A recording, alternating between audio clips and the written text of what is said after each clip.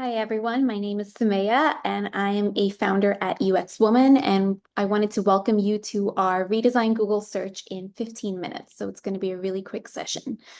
To give you context on who I am, I'm the founder at UX Woman. I have about 9 years of expertise in UX across startups, consulting, and corporate, most recently specializing in inclusive design for brands like Disney, Hulu, Marvel.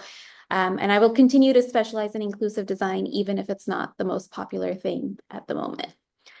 So topics we're going to cover in this session, we're going to talk about mindsets for rapid design ideation and how to sort of break free of being too rigid in the way we think. I think a lot of times in corporate, we're so focused on outputs and outcomes that we don't take the time to be playful and really have fun when we ideate. And the whole point of the session is to be fun and playful in our ideation. And then what we're going to do is think about some context around redesigning Google and examples from current Google searches. We're going to talk a little bit about atomic design and how that relates to Google search templates, as well as then just getting right into it and redesigning Google search. So what are some mindsets for rapid design ideation? The first thing and the purpose of the session is really to share ideas about topics you're really passionate about. And you can do this in our, sorry, that was, there was an ambulance. To share ideas about topics you're really passionate about, to find like-minded individuals who can collaborate with you on ideation projects, and to come to sort of a consensus on what are the most pressing problems and solutions within Google search and the Google search realm currently. And of course, we're also trying to get a taste of what is UX design and AI product design and design thinking.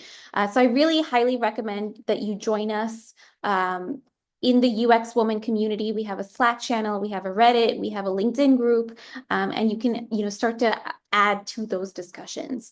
The purpose of this session is not to start building solutions right away. So while it is really fun to ideate on the future of Google's search's AI features, this is just a starting point, right? It takes time to validate ideas and develop them through a variety of brainstorming strategies. And it would really take a lot of additional design methods to validate what we're doing currently. So UX interviews, stakeholder interviews, more ideation sessions, focus groups, generating business models, monetization strategy, and marketing strategy. And the thing is, a big misconception about UX, especially when I start these redesign sessions, is everyone thinks it's about being pretty, right? UX design is about making things pretty in Dribble or Behance. But it turns out, that's just the tip of the iceberg, right? About 20% of UX work is making things pretty and thinking about colors and typography and brand and style.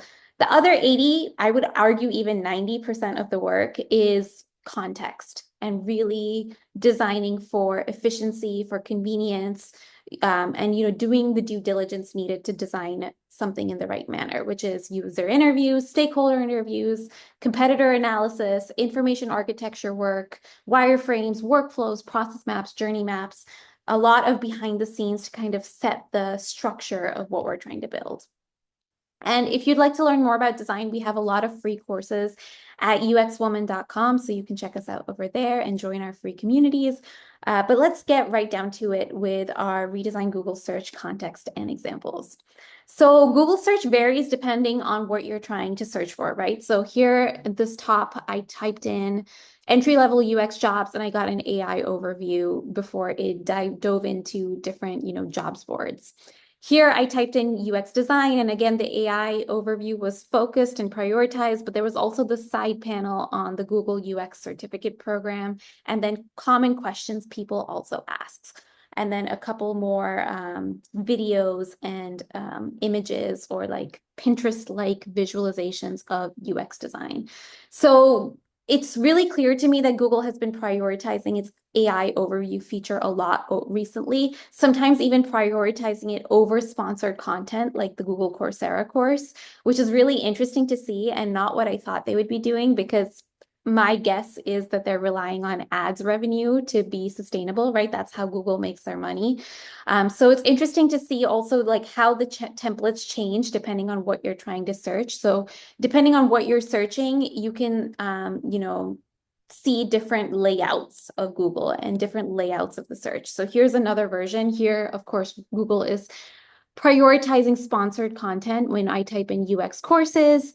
Although research historically shows that most people just skip sponsored ads because we know it's sponsored.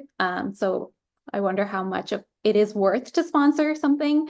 But it's also very interesting to see if I type in UX courses here, there's also videos being shown. So free videos that you can watch. And so Google's starting to prioritize video content as well, which is really interesting. And this brings us to AI design, because AI outputs can sometimes be really unpredictable, which is why as AI designers, we have to learn to design for that type of uncertainty and provide a variety of options for the AI algorithm so that it can prioritize different types of information, right?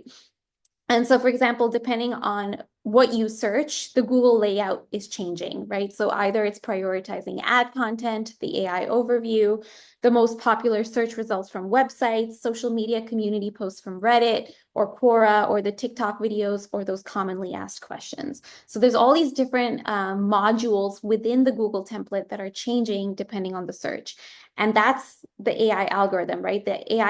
We as designers are creating these modules that the AI algorithm can reprioritize and restructure within the page. And we, as designers, might not be in control of that, which is really interesting to see.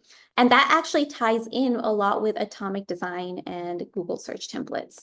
So essentially, the AI algorithm is, from what I'm seeing, deciding what element gets prioritized depending on the search and what the user is typing, right? So they're trying to get a sense of what the user wants and are prioritizing these different elements on the page depending on that particular search result. So from a UX design systems perspective, this gives us the opportunity to create a variety of atoms and molecules according to atomic design principles that the algorithm can then reprioritize depending on the search needs of that particular user. So the algorithm is essentially creating the template or the page, but what we as designers can do is really pay attention to the details, the molecules and organisms we make that then make up that page, and that those organisms should be able to move around so that the ultimate or the ideal template can be created. And so it's really interesting to see that the AI algorithm decides what design elements get prioritized depending on the search. And from a design systems perspective, again, we really get to ideate more from the molecular and organism level as opposed to creating full templates. The AI algorithm is essentially taking care of that. So let's redesign Google Search in FigJam, and I'm also going to give you a preview of what long-term simulations could look like in our advanced AI product design course. Let's get right to it. So I am going to share our FigJam. Just give me a sec.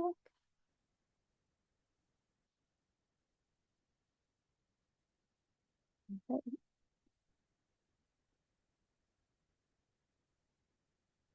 So here I just have a very basic wireframe template, and I'm going to start playing around with how Google can optimize the organisms and molecules that they use so that AI can prioritize different elements on the screen.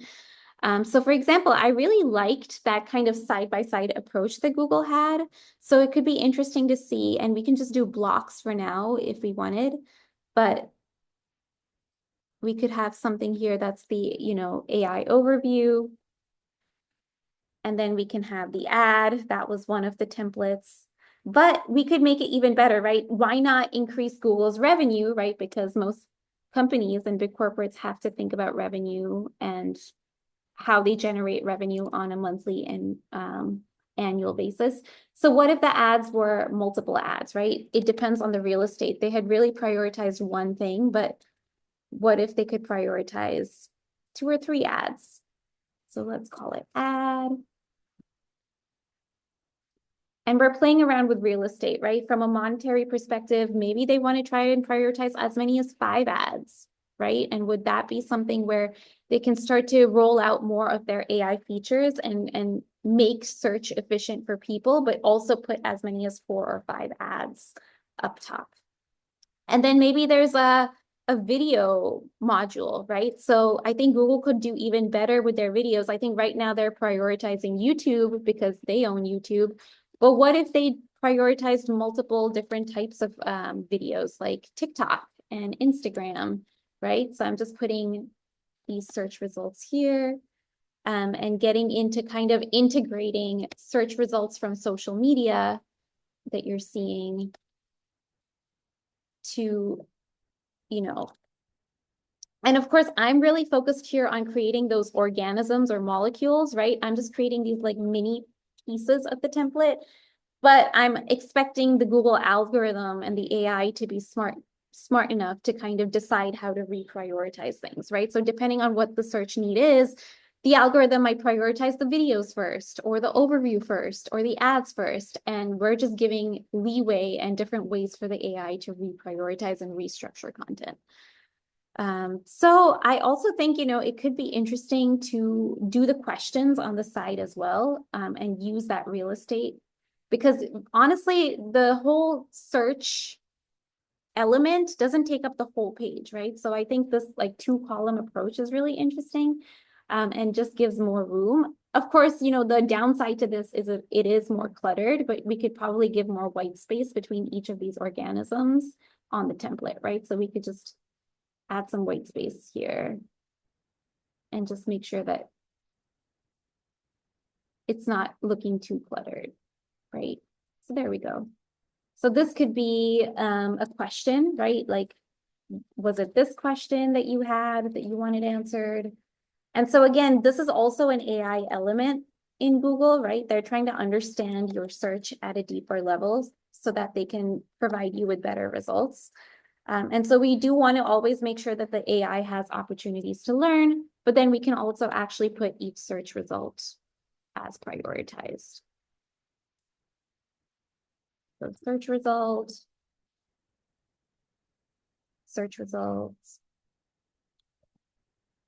and so on. And priorities can change, right? The questions could be all the way at the bottom, or they could be all the way up top. It really just depends on what the need is in that moment, which really makes it interesting from an AI design perspective. We are no longer responsible for the template in Google search's case, at least, but we are responsible for really creating really thoughtful organisms and molecules. So this is one possible layout. I wonder how the algorithm might reprioritize this depending on the search result, right? What if they reprioritized? Let me just copy paste actually. What if we did social media first, right? And then we did the AI overview. Like maybe it's, we want to know a bunch of reviews and maybe, the one thing I did forget was the Reddit and Quora, but I would call those search results, right? So maybe there's search results next. And what if they didn't go, what if they went beyond Reddit and Quora into like Facebook, and like different Facebook posts and LinkedIn posts? I think that could be interesting to kind of be able to search LinkedIn and so all social media when doing searches as well. So kind of expanding the scope and the database of what you can search for. So I wonder what that would look like, right? So let's look at a more social media focused page where maybe TikTok is up top. Maybe I want to deprioritize the AI overview, and maybe that'll be way down on the page. But maybe after social media, there could be a bunch of social posts from Facebook and LinkedIn, and more. And I wonder what that would look like. So maybe something like this. Maybe like littler thumbnails, because I think Instagram does a really good job making you addicted to their content by showing that For You page and all the possible options. So social post, either LinkedIn, Pinterest, Facebook, or Meta. And I don't know, like maybe this is a really bad idea, right? So when we think about these things, and again, it depends on the search. If it's a more social search result, maybe this is great, but this template would be a really bad idea for other types of search results, which is what is so interesting about leaving it up to AI and AI's understanding of the human. We're designing for a lot of uncertainty. So by focusing in on the molecules, we're able to kind of control that uncertainty to an extent. And that's the beauty of design, right? As designers and entrepreneurs, we have to embrace a lot of uncertainty.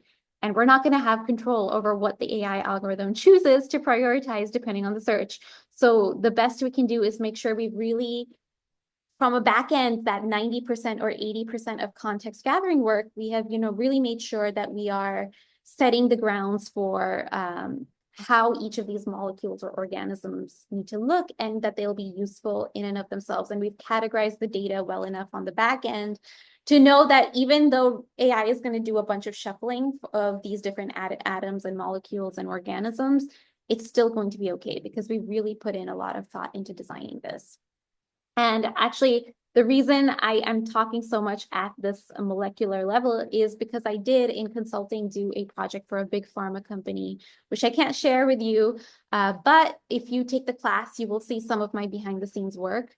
And in this big pharma company, we were really designing product tiles at a organism, atom, molecule, organism level, because those tiles were going to be reshuffled. And we had to create long form and short form content for product tiles, for clinical trials, for studies that were passing regulatory laws. So it was very, complex to really make sure we had the right information architecture for each of those pieces.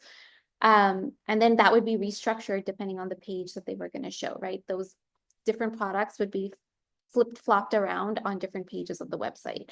So that was a really interesting project to really start thinking at that atomic design level.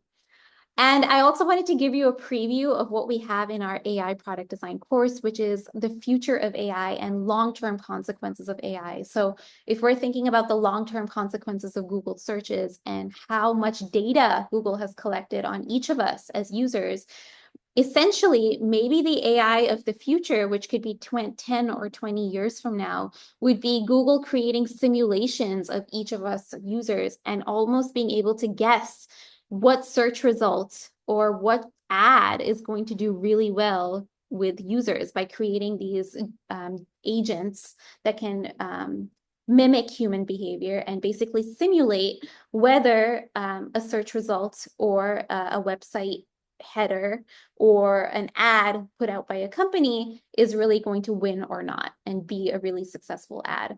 And this is going to have a lot of value from a monetary perspective for Google because they might, if they're able to take, spend the next 10, 15 years sorting through that data, creating simulations, they could really monetize this as something that's part of Google AdWords, right? That companies and brands can test their ads and simulate the success or failure of their ads before it's put out into the market. And they have almost guaranteed success in their ads. Right now, no one's guaranteed success in your ads, right?